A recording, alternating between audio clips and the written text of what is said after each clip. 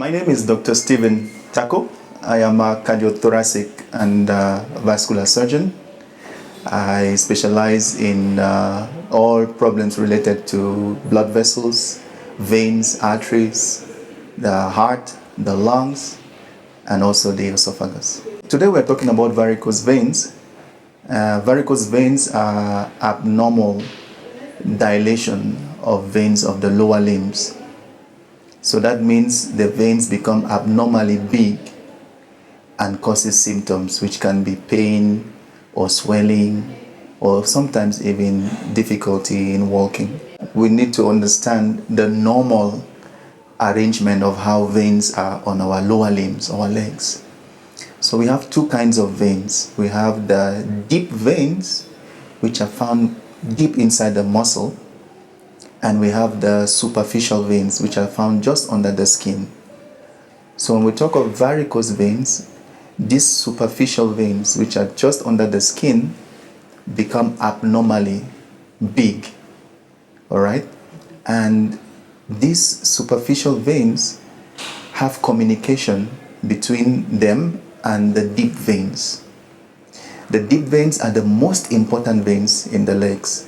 The superficial veins are important, but sometimes can cause problems like varicose veins. So it all comes when these veins, these superficial veins, they have little doors. They call them valves. We call them valves. These valves, they open and close. So when these valves are working well, blood flows in one direction and it goes back to the heart.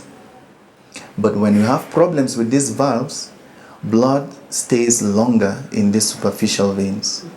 And when it stays longer, the pressure of blood in the veins become high and the veins, they start to swell and they start to be painful. Not all varicose veins are the same. In fact, to put it in a layman's term, you can classify them as mild, moderate, and severe. This is all related to how big the veins become and the symptoms that they are causing. Sometimes you have very small varicose veins, very small, that you see some green veins on the skin.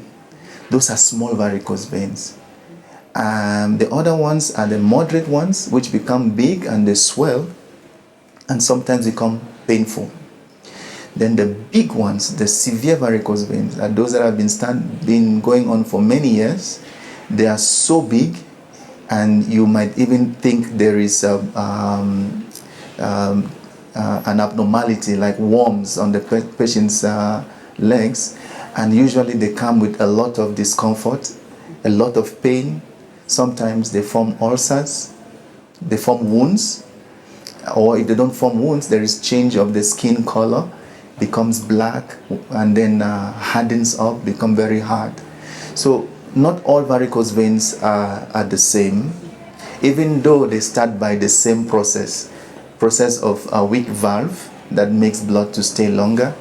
And then as time goes on, it progresses.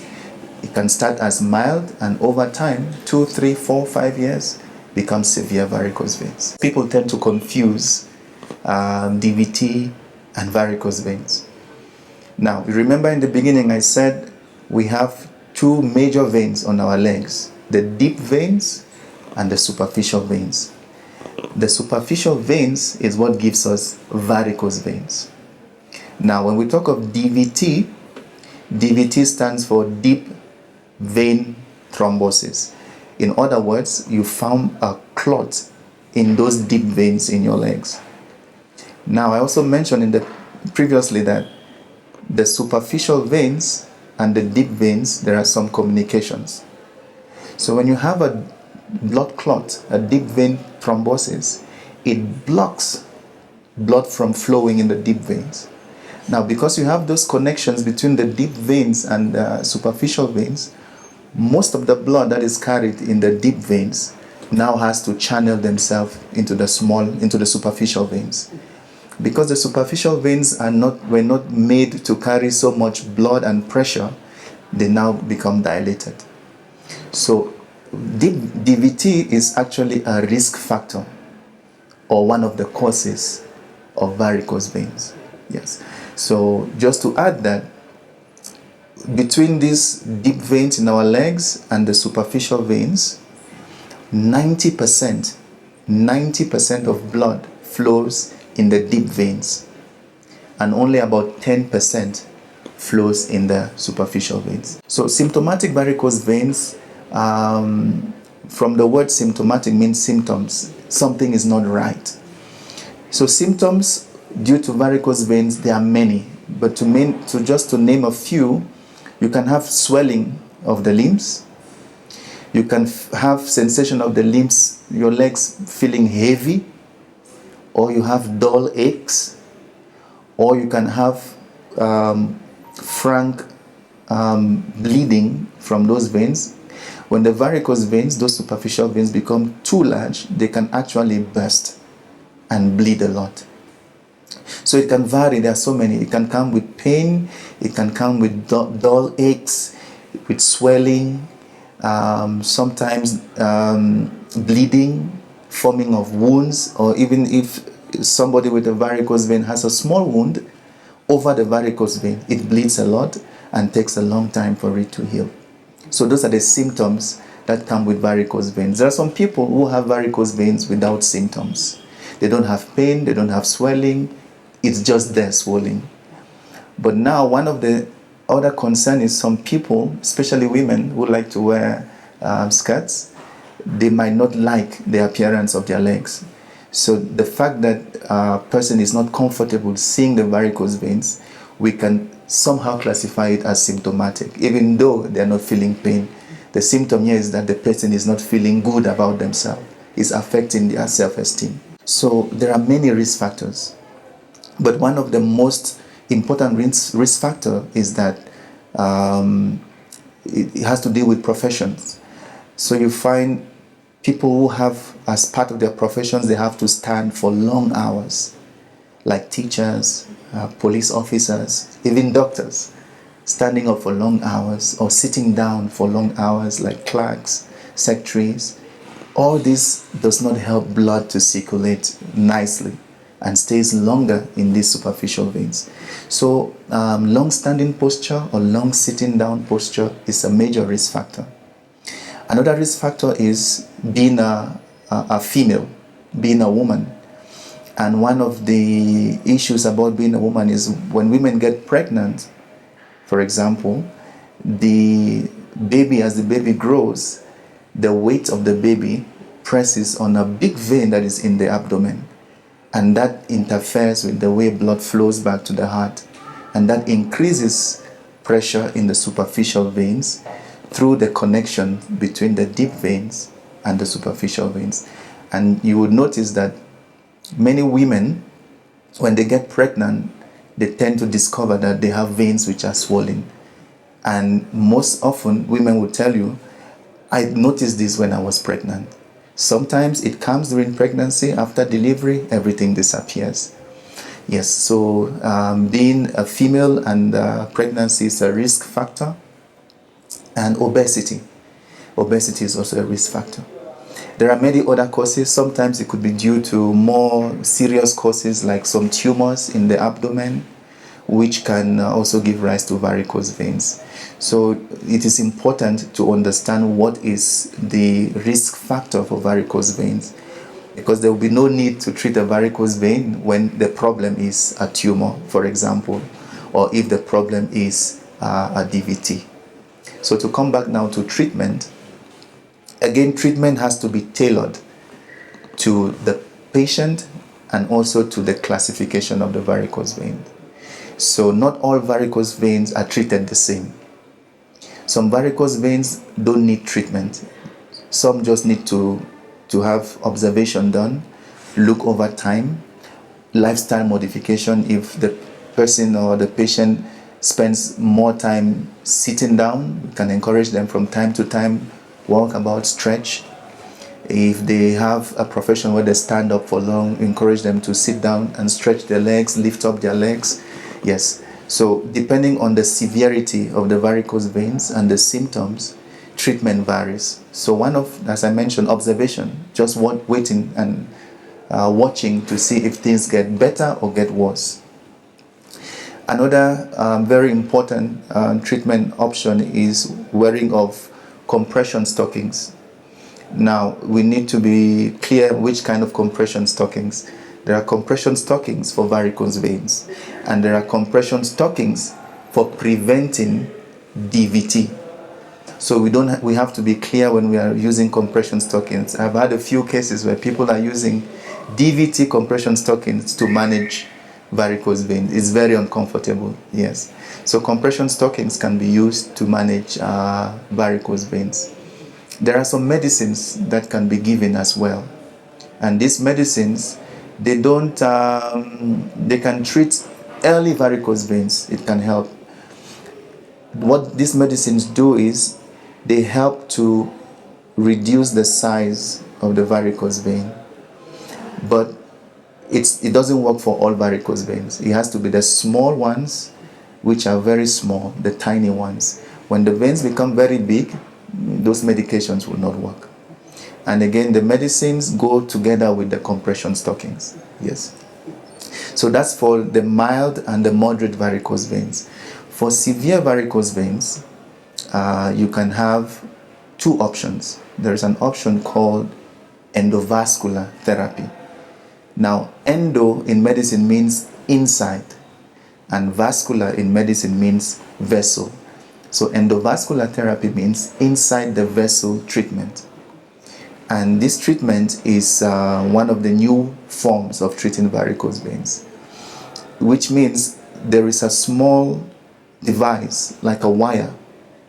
It is put inside the varicose vein, and then it's connected to a special machine. That machine would cause the vein through that wire that is inside the vein to collapse and seal off.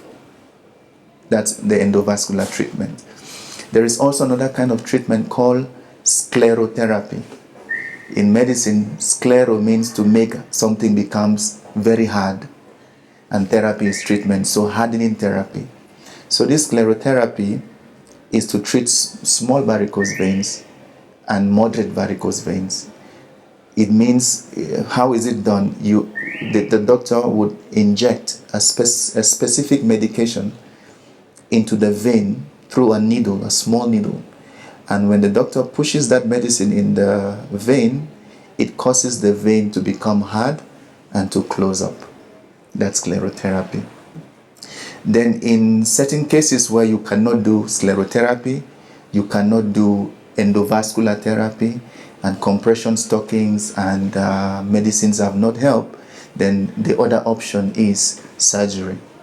And during surgery, what happens is the doctor would make small, very tiny incisions over the vein and remove the vein completely. So it's important to note that when you have varicose veins, because those valves are not working well, there is no way you can fix those valves. And remember, I said 90% of blood goes through the deep veins and only 10% of blood goes through the superficial veins, which become varicose.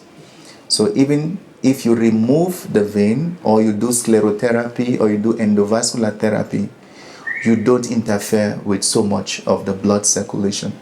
But the only thing the doctor needs to be sure of is that you don't have a DVT. Because once you remove the varicose veins, the superficial veins, the patient will rely now on the deep veins. Later on, they will form small superficial veins, but most of the blood flow will go through the deep veins. So varicose veins can be treated, and treatment is available in this country and in this town. The cases I've seen, I've done sclerotherapy for patients, I've done surgery for patients, and so some other special patients, we observe them. But let me talk about the interventions, the sclerotherapy and the surgery that I've done.